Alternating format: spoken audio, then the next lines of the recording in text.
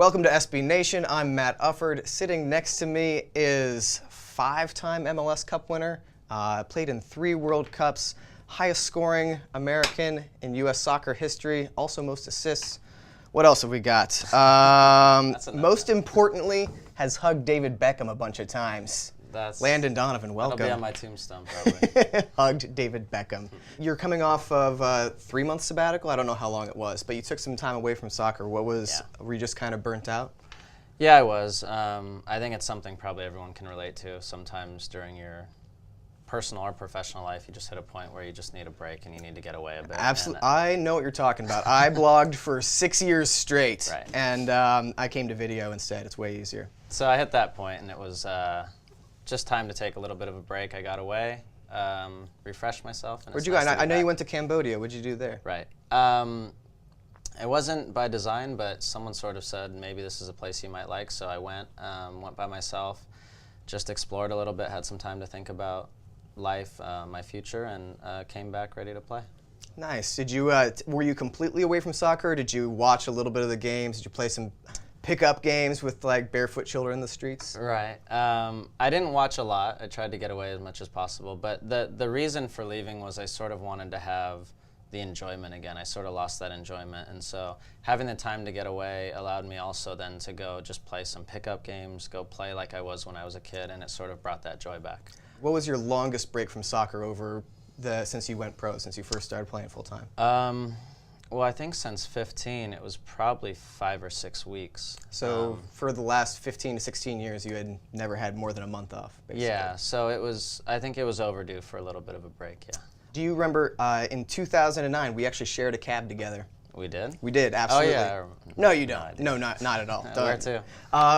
It was after the MLS Cup in 09 in Seattle, and I was friends with someone who was in with like the Galaxy family, and she was like, cheer him up, and I was like, well, I'd watched your entire career basically. You know, I've been a fan of the U.S. team since '96. But I didn't actually know anything about you, except like you were married, and I was like, so how's your wife? And I didn't know that you guys were separated. Got divorced.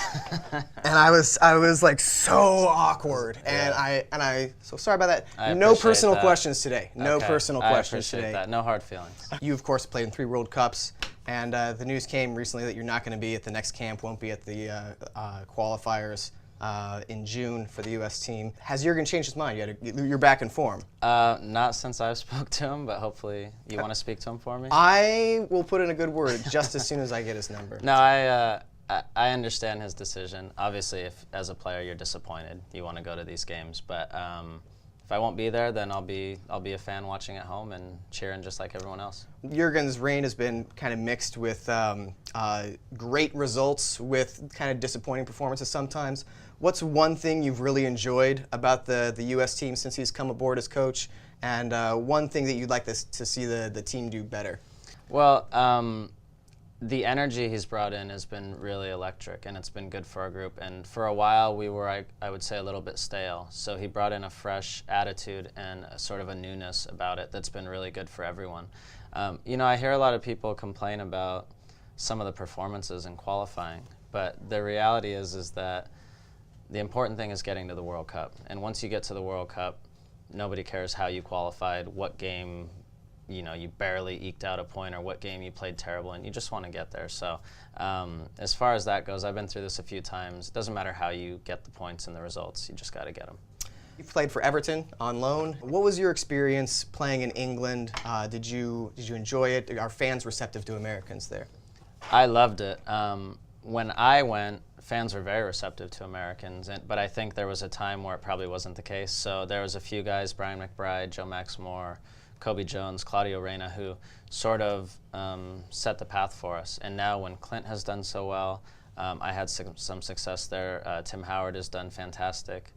I think it bodes well for the future because now you see teams willing to take chances on American players more.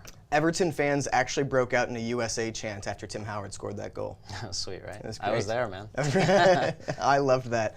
Do you think that your career would have been different if you had started out in the EPL instead of the Bundesliga? It's hard to know. I think it would have been different if I had had a different mindset going in. I think I was used to being the star on my high school team or club team, and I thought I would just go over there and be a star. And the reality is there was probably 50 or 100 kids just like me there who were all fighting for the same spots. So I didn't really understand that at the time, and I think if I had a different attitude, it probably would have been a little better. Now, you said that you used your sabbatical to think about the future. Now that you're back playing again, what's your ideal career? How much longer do you want to play? I know for sure I want to play for the next 7 months. At that point, my contract's up, and I will take some time at that point to sort of figure out what I want to do. I will only continue playing if I really want to and can still do it and feel that energy and that fire that I feel right now.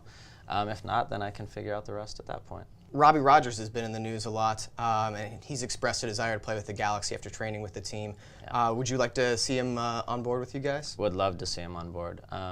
Aside from him just being a very good soccer player and being able to help our team, I think we all see the historical significance, the importance that it would have for not only our team and our sport, but all sports and all people really in life.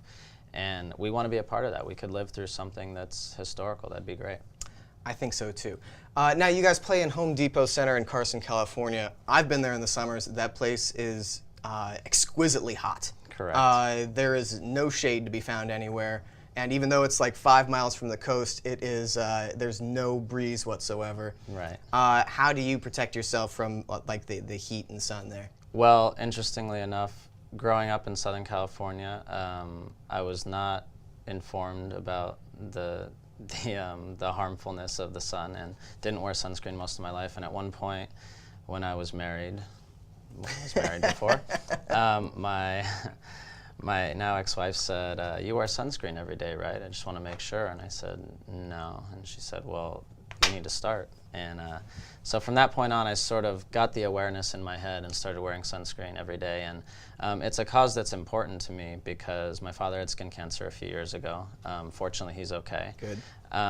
So I partnered with the Skin Cancer Foundation and Banana Boat and Hawaiian Tropic to start helping to educate people, but really men, because we kind of get this macho, we don't need sunscreen, and we don't really think about it. So it's important to me. I think it's an important cause, and to make it a little more fun, we set up a website, sunblenders.com, where people can go on and learn, but also an opportunity to win a 3-day trip to Florida, all expenses paid. So try to make it fun for people and help people learn, and I think if we can get at least one person to stop and think before they go for a walk or go to the beach or do something out in the sun, to stop and think, you know what, I'm going to put on sunscreen. It might save my life. Yeah, it's a preventable cause, and we should do what we can to prevent.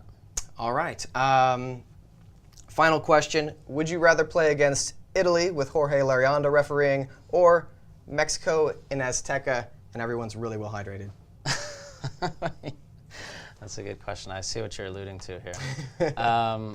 Probably Mexico. You can wash that off, but a bad result you can't really wash off. So. All right. Landon Donovan, hope to see you in the next World Cup. Sunblenders.com. Do check it out. Thank you for joining us at SB Nation. Appreciate it. Thank you.